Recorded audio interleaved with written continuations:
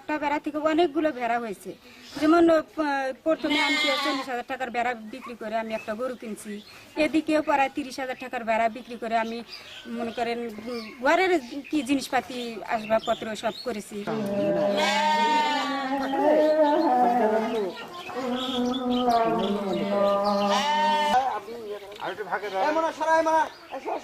তোমরা খালি এদিকে আসো, এদিকে আসো।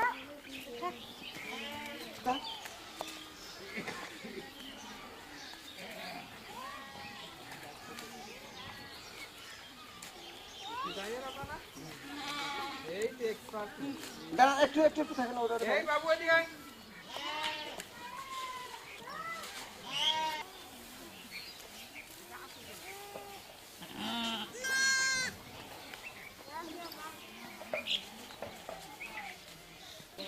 না বাজবেলা যা ছেড়ে দাও ছাড়ি যাবে গো বাবা। হ্যাঁ একটা বেড়া থেকে অনেকগুলো ভেড়া হয়েছে। যেমন প্রথমে আমি 40,000 টাকার বেড়া বিক্রি করে আমি একটা গরু কিনছি, এদিকেও প্রায় 30,000 টাকার বেড়া বিক্রি করে আমি মনে করেন ঘরের কি জিনিসপাতি আসবাবপত্র সব করেছি। ছেলে মেয়ে দুটো আছে, ছেলে মেয়ে দুটো পড়াশোনা লেখাপড়াশোনা ওই দিকেও আমরা করি। এখন বর্তমানে 12টা ভেড়া আছে, 10-12টা কি ভেড়া আছে। এখন প্রায় 10-15 দিন পরে আমি প্রায় 2টা বিক্রি করবো করে মনে করেন ধান গাড়মু, ধান আবাদ করবো, ধান গাড়মু।